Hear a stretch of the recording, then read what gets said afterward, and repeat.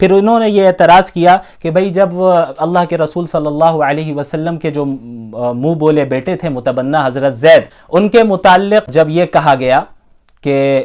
ان کی بیوی سے حضرت زینب سے، جو کہ اللہ کے رسول صلی اللہ علیہ وسلم کی پھوپھی زاد بہن ہے، ان سے اللہ کے رسول صلی اللہ علیہ وسلم کا نکاح ہوا، اور یہ کہا گیا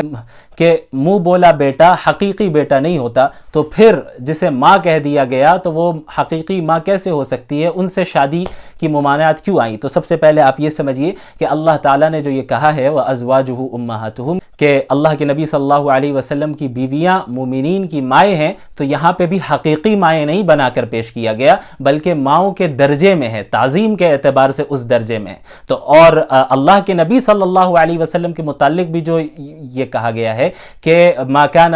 محمد ابا احد من رجالکم، تو یہاں پر بھی حقیقی باپ ہونے کی ممانعت آئی ہے کہ محمد الرسول اللہ صلی اللہ علیہ وسلم حقیقی باپ نہیں ہے، اور جو بیویوں کے متعلق کہا گیا کہ وہ مومنین کی مائیں ہیں، تو وہ بھی درجے کے اعتبار سے حقیقی مائیں نہیں ہیں۔ اسی لیے اگر حقیقی ماں ہوتی تو پھر پردہ بھی ختم ہو جاتا، لیکن سورۃ الاحزاب میں ہی ہم دیکھتے ہیں آیت نمبر 53 میں کہ اللہ تعالیٰ نے حکم دیا ہے کہ اگر تم اللہ کے رسول صلی اللہ علیہ وسلم کی ازواج مطہرات سے عام مسلمان کوئی سامان مانگے تو وہ پردے کے پیچھے سے مانگے۔ یہ پھر حکم کیوں نازل ہوتا؟ بلکہ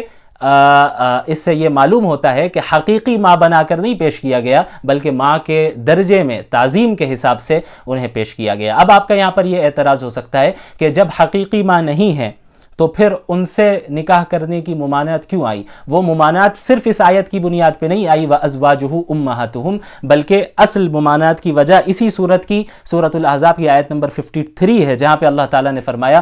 وَلَا تَنْكِحُوا أَزْوَاجَهُ مِن بَعْدِهِ أَبَدًا، کہ محمد الرسول اللہ صلی اللہ علیہ وسلم کی وفات کے بعد تم ان کی بیویوں سے نکاح نہ کرو۔ تو اب تک آپ کے اعتراضات کا یہ جواب ہے۔